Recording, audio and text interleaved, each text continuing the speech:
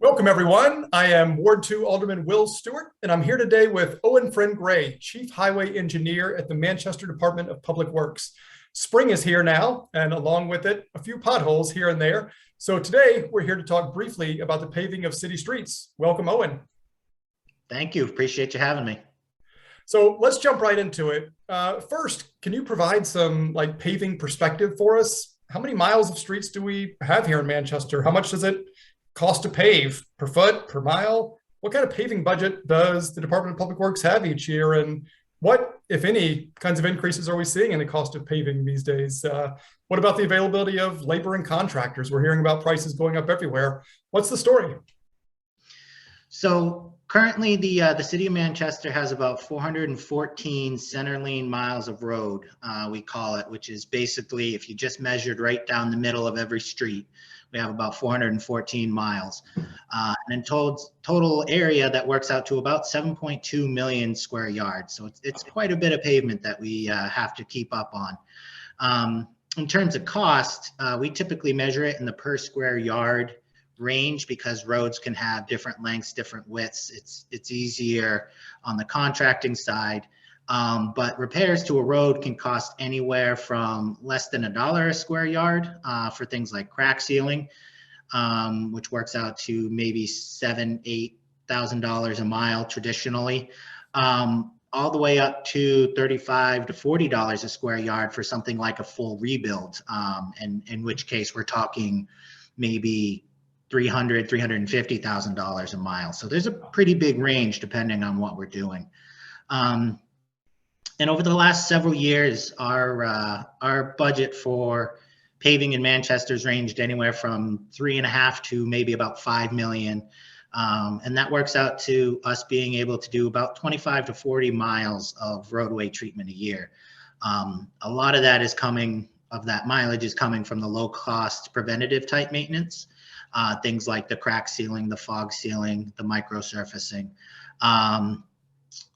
But we are definitely still doing a lot of the traditional mill and overlays, reclaims, rebuilding of the old roads too. But as you mentioned, there are definitely some increased costs. We're seeing increases in asphalt, which typically follow diesel prices. So if you've seen the cost of diesel going up, you know asphalt's going up. And labor, especially right now, it is really hard to find people. It is hard to keep crews stocked. So we're having to work a little extra hard to find people with all these additional, shortages, but we're still able to keep paving. We still have everything lined up for this year. So we're fortunate that we're able to keep moving. Good. And I can, I'm only one alderman, but I can say that, I'm always very supportive and, I think every alderman wants to, get as many road dollars as we can, into the budget. But it's always a challenge every year up against all the other challenges the city faces. Absolutely. Yeah, no, that's the reality, I want to ask one of the most frequent questions that I get, and I'm sure a lot of my colleagues on the Board of Aldermen get as well, is from residents wanting to know why their street isn't getting paved or their block isn't getting paved, and one that appears to be in better condition, maybe one street over or up, is. Can you talk a little bit about DPW's strategy of keeping good roads good and the rationale behind it? You're right. That's definitely one of the most common questions. It's probably the most common question I get, especially as paving season starts. Before it starts is my road going to be in the program? And then once it starts is why are you paving all these other roads and not this one? So we do have the approach of trying to keep good roads good, like you mentioned. The intuitive thing, sort of your first gut reaction is you need to take care of the worst first and leave the good ones alone. That's sort of your natural reaction. But if you actually look at the monetary benefits and the long-term studies, a bad road will stay bad without getting too much worse over time, whereas a good road can turn bad very quickly. So the studies have shown that it's actually about 50 cents on the dollar to keep a good road good, instead of letting a good road fail and then completely repairing it. So not only are you saving about 50% of the cost of that road over any given lifespan, but you're also getting a much nicer quality road through that road's entire life. So say, look at a road for 20 years. If you do preventative maintenance for 20 years, it costs you, say, $100,000 to keep that road good, and you're driving on a good road for 20 years, instead of letting the road just fall into ruin after 20 years and then completely rebuilding it for, say, $200,000. A good way to look at this, the way that I like to kind of think about it, is if you have a nice car, you don't just let your car run itself into the ground, blow out its engine, and then replace its engine or the entire car, right? You do your maintenance, you do your oil changes, you replace your fluids, you check on your tires, you make sure everything works. And it's the same concept with roads. If you do these routine, small, low-cost, regular endeavors, it really saves you a lot of money in the long run. No, it makes sense. And like you said, maybe a little counterintuitive at first, but when you explain it, it definitely that's the smart money, and we all have to be good stewards of the taxpayers' dollars for sure. Absolutely. So you mentioned previously kind of a range of road maintenance options that can be employed by the Department of Public Works on a particular street. You mentioned things like crack sealing and fog treatments, things like that. Can you talk a little bit more about the available treatments, and from those aimed at preserving good roads, like you said, to the total reclamation and reconstruction of the worst roads? What are the options that you have? So there's basically three major categories we look at. There's sort of the routine maintenance type options. There's sort of preventative maintenance options, and then you get more into the rehabilitations and reconstructions after that. At the DPW here, we're fortunate enough to have the support of the mayor and the aldermen to do a broad range of all of these different treatments to try to do the absolute most we can with the dollars that we're given. We're more advanced, I would say, than most other communities in the just different levels of treatments and the different types of treatments that we implement. We're not just the traditionals. We have much more of the cutting edge things, and it's really done a lot to save the taxpayers money. So an example of, say, the routine maintenance, those are things like the crack sealing or the fog sealing. They're low money. Those are like the less than $1 square yard kind of things that are designed to get you another 2-3 years of life out of your road, which doesn't seem like much, but at less than $1 a square yard, it's a pretty significant savings to get another couple of years out of a road. The next step up is the preventative maintenance treatments. So those are things like chip seals or micro-surfacing, bonded wearing course, cape seals. Cape seals a combination of a chip and a micro. These types of treatments extend the life's road maybe 6 to 8 years, depending on the quality of it already.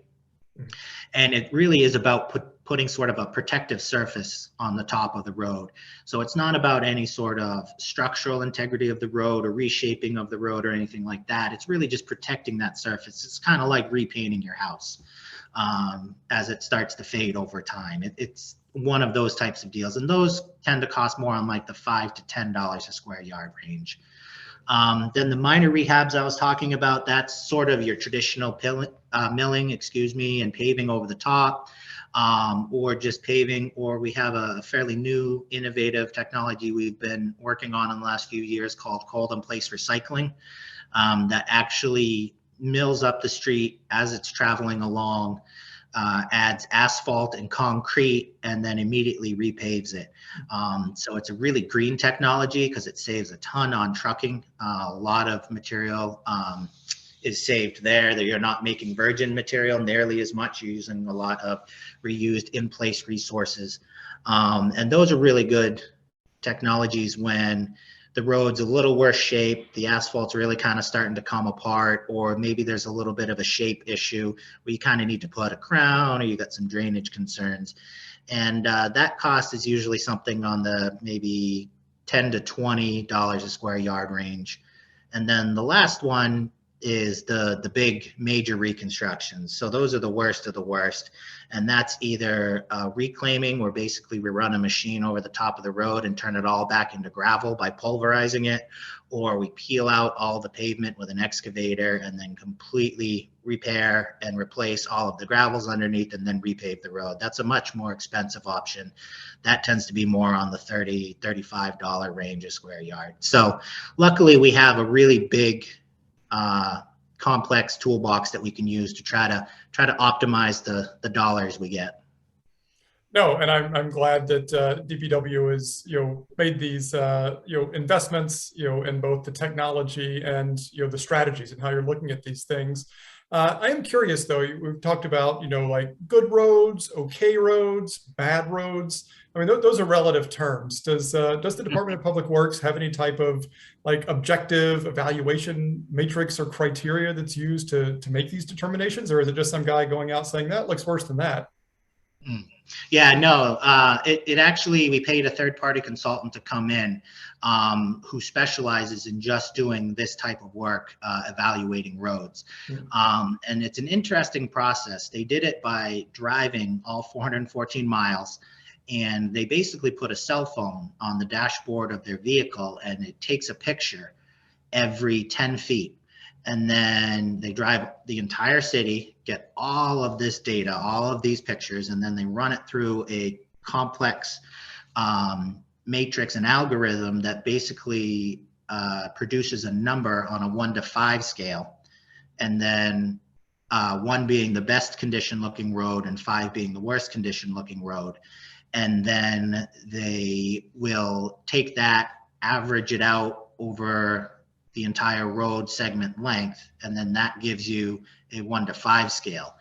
Then the engineers come in and they look out and they go and evaluate by hand about 5% of the network, and they use that 5% to calibrate the images that are taken through the cell phone on the dashboard.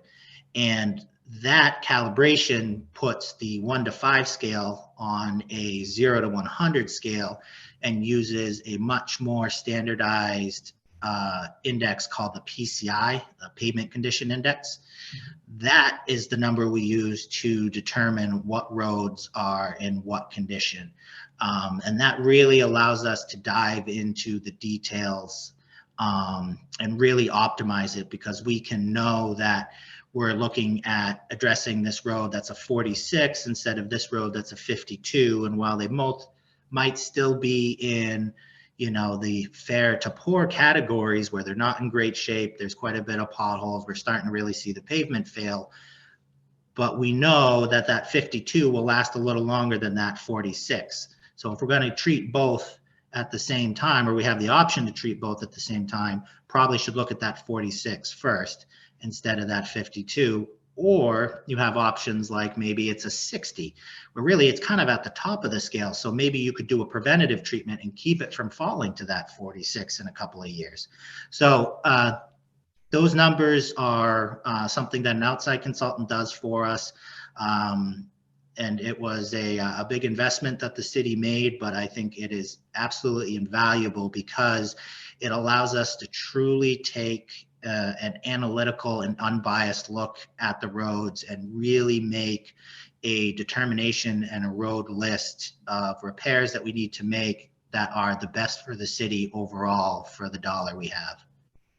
No, absolutely. And, I like the word that you used, investment, and that's, what it is, that it's able to, if we're able to spend $1 today and, save money in the long run, then, that's the definition. We get that good ROI, both in terms of, savings for the taxpayers, as well as, I think the benefit, of having kind of an, unbiased data-driven system is a great way for the long-term, like you said, having that long-term outlook instead of just whatever the squeaky wheel might be today. Yep, absolutely. So, Owen, this has been a lot of information, a lot of data, thrown around, a lot of numbers, a lot of new terms. What does this all mean moving forward? What are the next steps for the Department of Public Works?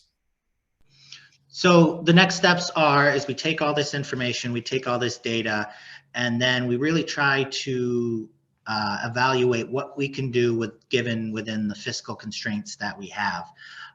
So we reevaluate what we believe we should be doing in the next year based on what we did the previous year and what we expect to get for funds for the upcoming year.